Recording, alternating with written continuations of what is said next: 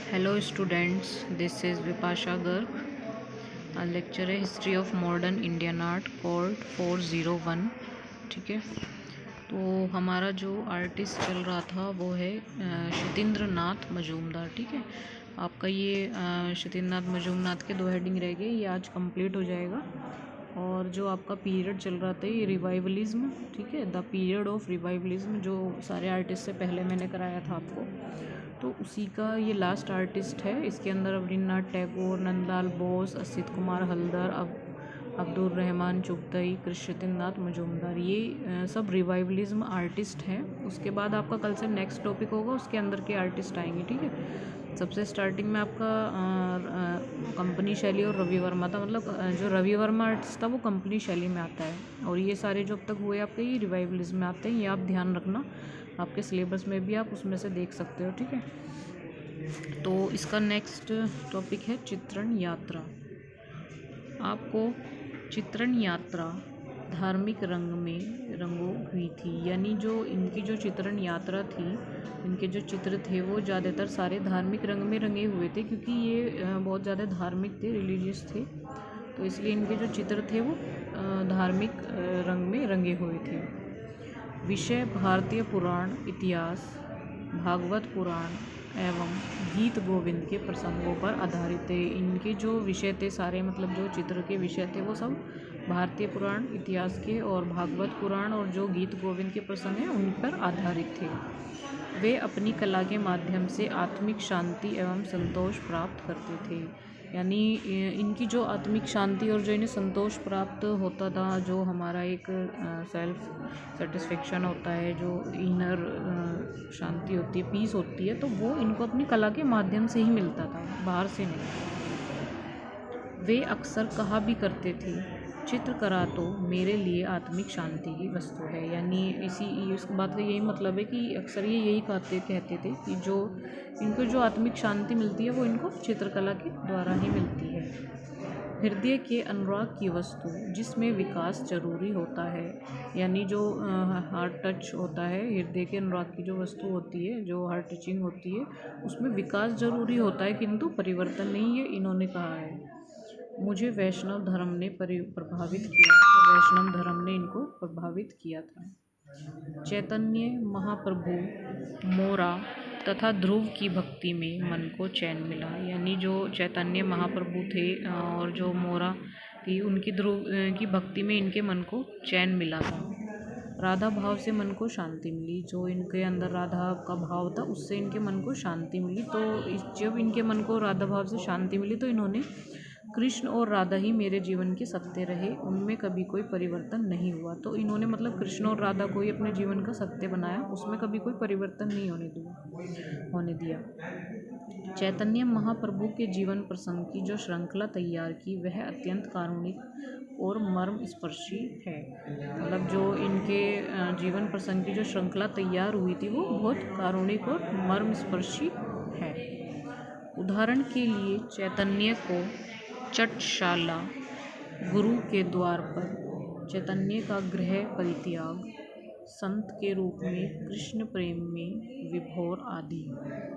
ठीक है, इसी प्रकार गीत गोविंद प्रसंग को श्रृंखला में राधा कृष्ण और गोपियों के बड़े ही हृदय स्पर्शी अनूठे प्रसंग इनकी तुलिका से निस्त हुए हैं, यानी इसी के अकॉर्डिंग जो गीत गोविंद है, गीत गोविंद प्रसंग को इन्होंने श्रृंखला में राधा कृष्ण और गोपियों के बड़े ही हृदय स्पर्शी, यानी जो हार्ट टचिंग प्रसंग है, उनकी तुलिका से निस्त किए हुए हैं। इसे इंडियन प्रेस इलाहाबाद ने प्रकाशित भी किया था, जो इंडियन प्रेस है इलाहाबाद की, उसने प्रकाशित भी किया था। आपने मीरा तथा गुरु गोस्वामी के अभिनव चित्रों की भी रचना की। चित्रों में वैराग्य, भक्ति, श्रृंगार, संयोग, वियोग कितने ही रूप देखे जा सकते हैं। मतलब इनके चित्रों की जो रचना के जो चित्र तैयार हुए थे वो बताया इसमें कि मीरा तथा रूप गोस्वामी के अभिनव चित्रों की भी रचना की। चित्रों में जैसे वैराग्य, भक्ति, श्रृंगार, संयोग, वियोग, ये मतलब ये सारे रूप देखे गए हैं, देखे जा सकते हैं। ठीक है, उदाहरण के लिए महाप्रभु का उदात्त समर्पण, विष्णु प्रिया, मतलब उदाहरण बताया है ये इन्होंने कि जैसे महाप्रभु का उदात्त समर्पण, विष्णु प्रिया, रूप गोस्वामी और मोरा, चैतन्य महाप्रभु, जमुना, चरण श्रृंगार, निमाई और सनातन, भक्ति और वैराग्य आदि। ठीक है, ये उदाहरण के रूप में बताए हैं सब। इनके अतिरिक्त उन्होंने सरस्वती, लक्ष्मी, मनसा देवी और देवियों को भी चित्रित किया। मतलब इन सब के अलावा उन्होंने सरस्वती, लक्ष्मी, मनसा देवी और देवियों को भी चित्रित किया।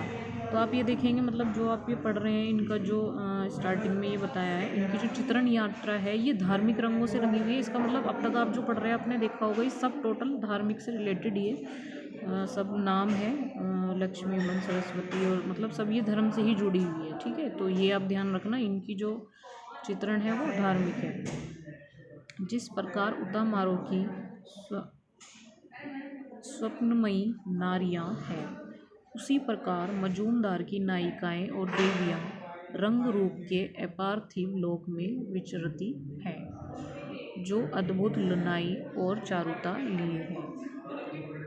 उनके झुके हुए शीश, यानी कि उनके झुके हुए गर्दन, पतली लंबी मुड़ी उंगलियां, पतली लंबी उनकी उंगलियां थी, और शरीर के मोड़ तोड़ में इस दुनिया से परे, यानी जो शरीर का जो उनका मोड़ तोड़ तक कहने का जो फिगर थी उनकी, है ना, वो दुनिया से परे यानी बहुत अच्छी थी, किसी ऊपर के लोक की झांकी प्रस्तुत करती है।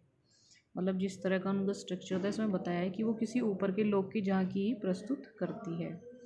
जिस प्रकार मजूमदार की आकृतियाँ सुंदर हैं, उसी प्रकार उनके चित्रित वृक्ष भी लुभावने हैं। मतलब इसमें ये बताया कि मजूमदार की जो आकृति थी, जो फिगर बनाते थे वो बहुत सुंदर थी, उसी प्रकार उनके जो चित्र बनाते थे वो भी लुभावने होते थे।